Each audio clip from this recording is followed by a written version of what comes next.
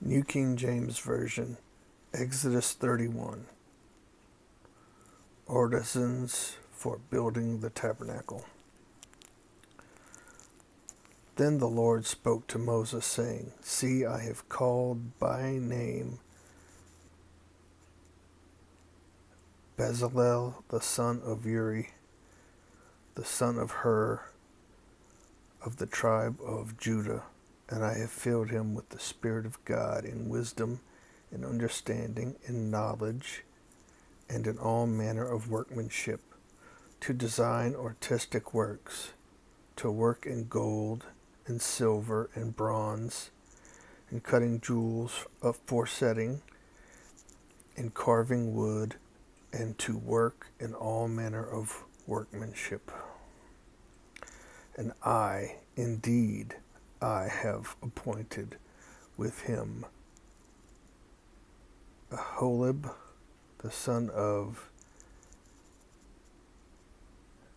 Ashimach, of the tribe of Dan, and I have put wisdom in the hearts of all the gifted artisans, that they may make all that I have commanded you, the tabernacle of meeting, the ark of the testimony, and the mercy seat that is on it, and all the furniture of the tabernacle, the table and its utensils, the pure gold lampstand, and all its utensils, the altar of incense, the altar of burnt offering, with all its utensils, and the laver and its base, the garments of ministry, the holy garments for Aaron the priest, and the garments of his sons to minister as priests, and the anointing oil and sweet incense for the holy place, according to all that I have commanded you, they shall do. The Sabbath law. And the Lord spoke to Moses, saying, Speak also to the children of Israel, saying, Surely my Sabbaths you shall keep, for it is a sign between me and you throughout your generations, that you may know that I am the Lord who sanctifies you. You shall keep the Sabbath, therefore, for it is holy to you. Everyone who profanes it shall surely be put to death. For whoever does any work on it, that person shall be cut off from among his people. Work shall be done for 6 days, but the seventh is the Sabbath of rest, holy to the Lord.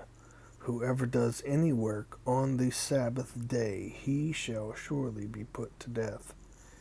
Therefore the children of Israel shall keep the Sabbath, to observe the Sabbath throughout their generations as a perpetual covenant. It is a sign between me and the children of Israel forever. For in 6 days the Lord made the heavens and the earth, and on the seventh day he rested and was refreshed.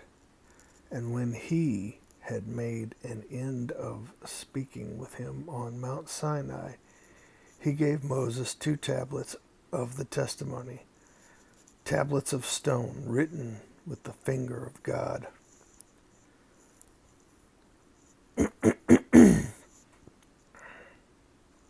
New King James Version, Exodus 32.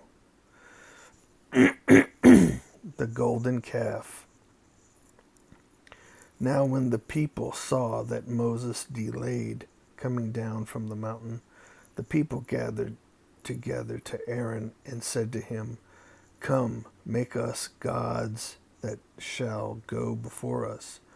For as for this Moses, the man who brought us up out of the land of Egypt, we do not know what has become of him.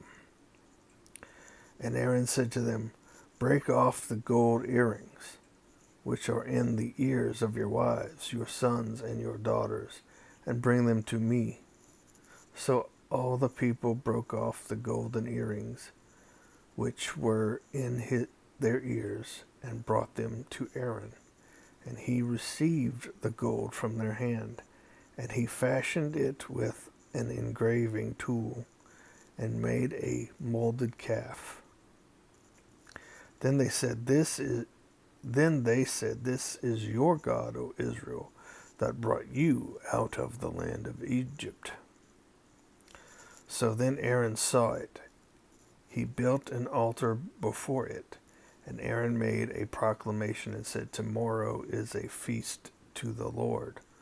Then they rose early on the next day, offered burnt offerings, and brought peace offerings, and the people sat down to eat and drink and rose up to play. And the Lord said to Moses, Go, get down, for your people whom you brought out of the land of Egypt have corrupted themselves. They have turned aside quickly out of the way which I commanded them. They have made themselves a molded calf and worshipped it, and sacrificed to it, and said, This is your God, O Israel, that brought you out of the land of Egypt. And the Lord said to Moses, I have seen this people, and indeed it is a stiff-necked people. Now therefore, let me alone, that my wrath may burn hot against them, and I may consume them, and I will make of you a great nation. Then Moses pleaded with the Lord his God and said, Lord, why does your wrath burn hot against your people whom you have brought out of the land of Egypt with great power and with a mighty hand? Why should the Egyptians speak and say, He brought them out to harm them, to kill them in the mountains, and to consume them from the face of the earth? Turn from your fierce wrath and relent from this harm to your people. Remember Abraham, Isaac, and Israel, your servants, to whom you swore by your own self, and said to them, I will multiply your descendants as the stars of heaven. And all this land that I have spoken of I give to your descendants, and they shall inherit it forever. So the Lord relented from the harm which he said he would do to his people. And Moses turned and went down from the mountain, and the 2 tablets of the testimony were in his hand. The tablets were written on both sides, and the one side on the other they were written. Now the tablets were the work of God, and the writing was the writing of God engraved on the tablets. And when Joshua heard the noise of the people as they shouted, he said to Moses, There is a noise of war in the camp. But he said, It is not the noise of the shout of victory, nor the noise of the cry of defeat, but the sound of singing I hear.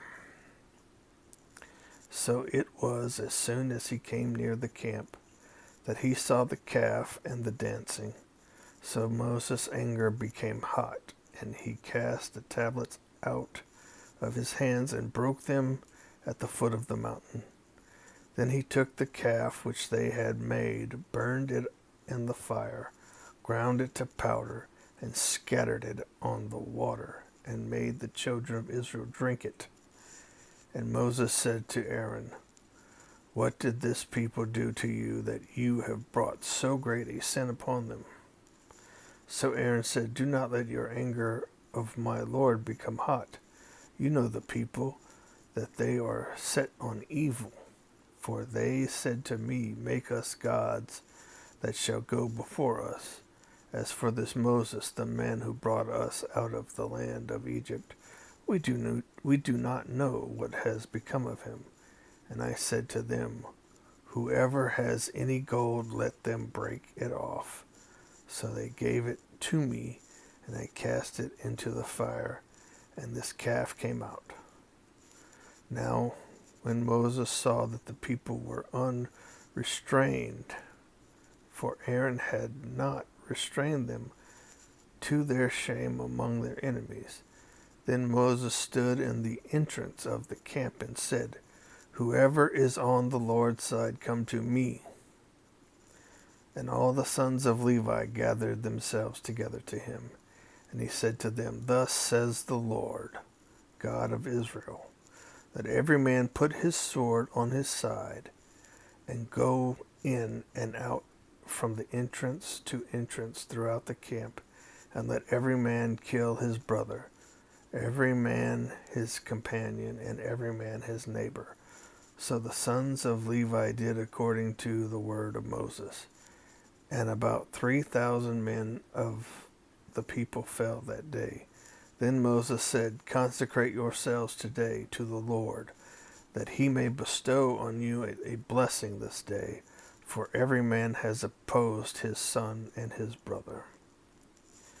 Now it came to pass on the next day that Moses said to the people, "You have committed a great sin, so now I will go up to the Lord. Perhaps I can make atonement for your sin." Then Moses returned to the Lord and said, "Oh, these people have committed a great sin, and have made for themselves a god of gold. Yet now, if you will forgive their sin, but if not, I pray, blot me out of your book which you have written." And the Lord said to Moses, "Whoever has sinned against me, I will blot him out of my book. Now therefore go, lead the people to the place of which I have spoken to you. Behold, my angel shall go before you. Nevertheless, in the day when I visit for punishment, I will visit punishment upon them for their sin." So the Lord plagued the people because of what they did with the calf which Aaron made.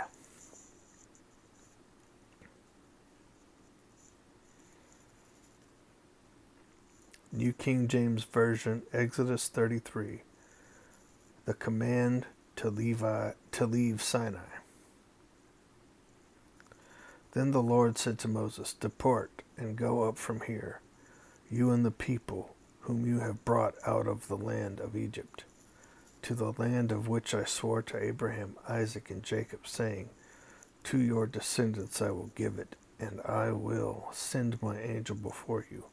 And I will drive out the Canaanite, and the Amorite, and the Hittite, and the Perizzite, and the Hivite, and the Jebusite. Go up to the land flowing with milk and honey, for I will not go up in your midst, lest I consume you on the way, for you are a stiff-necked people."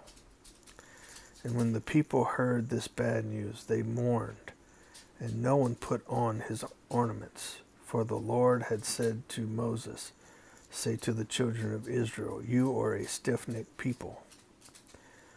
I could come up into your midst in one moment and consume you. Now therefore, take off your ornaments, that I may know what to do to you." So the children of Israel stripped themselves of their ornaments by Mount Horeb.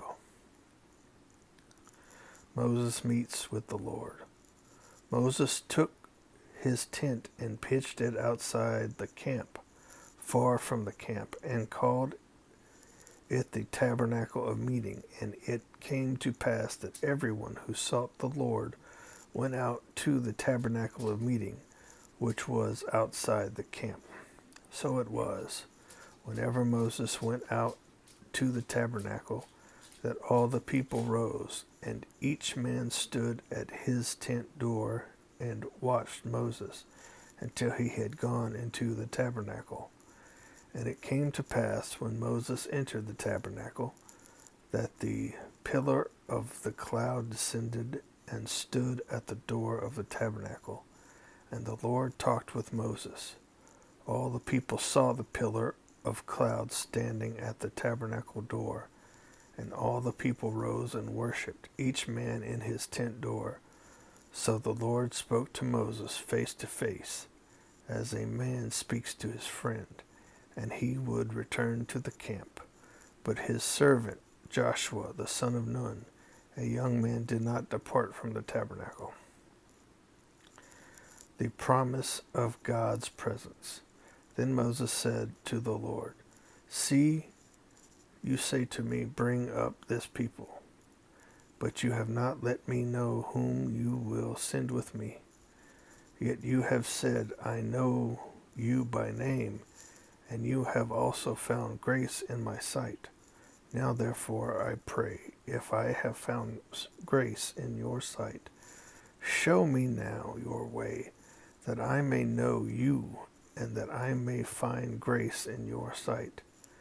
And consider that this nation is your people." And he said, "My presence will go with you, and I will give you rest." Then he said to him, "If your presence does not go with us, do not bring us up from here, for how then will it be known that your people and I have found grace in your sight, except you go with us? So we shall be separate, your people and I, from all the people who are upon the face of the earth." So the Lord said to Moses, "I will also do this thing that you have spoken, for you have found grace in my sight, and I know you by name." And he said, "Please show me your glory." Then he said, "I will make all my goodness pass before you, and I will proclaim the name of the Lord before you. I will be gracious to whom I will be gracious, and I will have compassion on whom I will have compassion." But he said, "You cannot see my face, for no man shall see me and live." And the Lord said, "Here is a place by me, and you shall stand on the rock. So it shall be, while my glory passes by, that I will put you in the cleft of the rock, and will cover you with my hand while I pass by. Then I will take away my hand, and you shall see my back, but my face shall not be seen."